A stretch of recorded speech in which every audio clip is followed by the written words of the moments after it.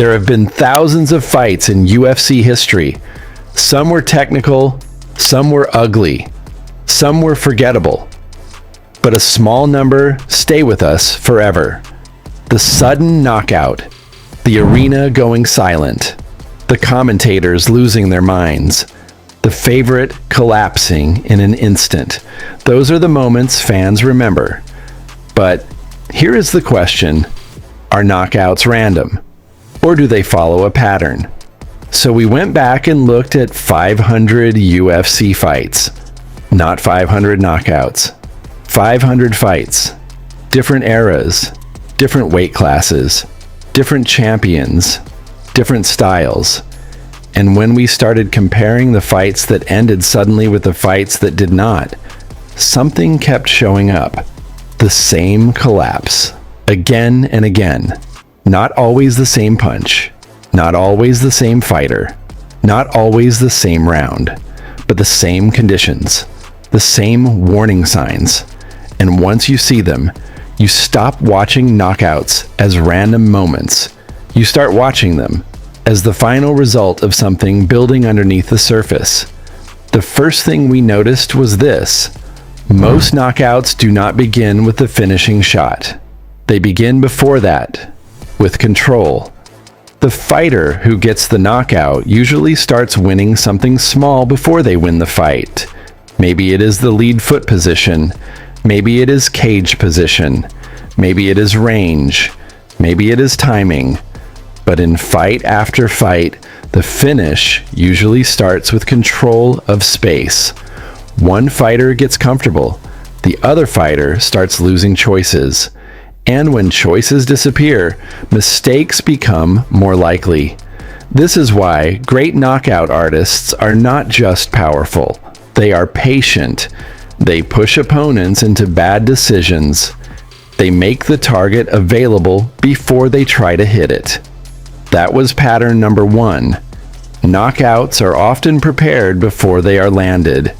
Then we found the second pattern: fatigue.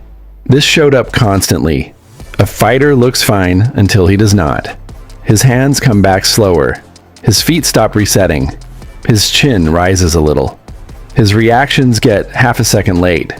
And half a second in a UFC fight is everything. This is one reason late finishes happen so often. The fight does not only damage the body, it damages discipline. And once discipline drops, clean shots appear. The knockout is not just power. It is power arriving at the moment structure breaks.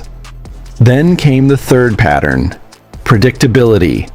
A lot of knockouts happen after repeated habits.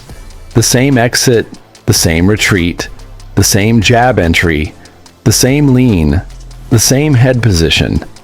At first the habit looks harmless. Then the opponent sees it. Then he times it. Then he punishes it.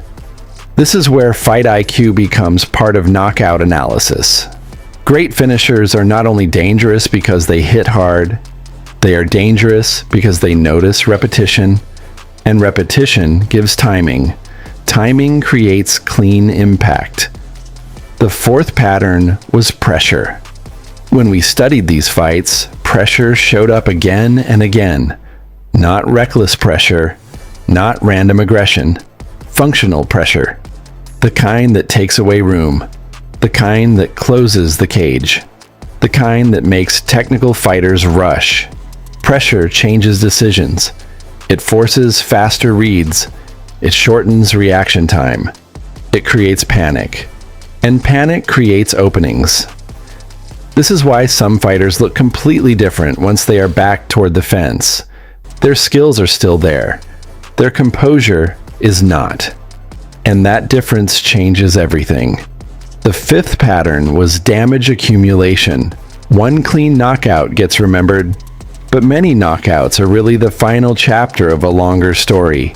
Leg kicks, body work, jabs, fence pressure, clinch damage. The final punch gets the replay. But the earlier damage often made the finish possible. By the time the knockout lands, the opponent may already be slower, weaker, or less balanced than he looks. That matters, because fans often see the end. The winning fighter felt the entire process. Now, if you put all 5 of these together, the pattern becomes clear. Knockouts usually happen when one fighter starts losing structure. First, he loses space, then he loses discipline, then he becomes predictable, then pressure increases, then damage adds up, then the finish appears. Not always in that exact order, but close enough that the pattern kept repeating across 500 fights. And once we realized that, the way we watched fights changed. Instead of waiting for a sudden moment, we started looking for collapse. Who was losing the cage? Who was breathing differently? Who kept exiting the same direction? Who was getting lazy with defense? Who was absorbing damage that did not look dramatic, but kept adding up? That is where the knockout was really starting. Not at the finish, before it. That is why some fighters feel dangerous even when they are not throwing much, because they are building something. And it is why some fighters can look fine right before they get stopped, because collapse does not always look dramatic until the end. So here is the real takeaway. If you want to understand knockouts in the UFC, stop looking only at power. Power matters, but power is only part of the story. Look at space. Look at fatigue. Look at repetition. Look at pressure. Look at cumulative damage. Those are the ingredients that appear over and over again. And once you learn to see them, knockouts stop feeling random. They start feeling inevitable. The next time you watch a fight, do not wait for the punch. Watch what disappears first. The space, the choices, the discipline, the rhythm. Because that is where the knockout really begins.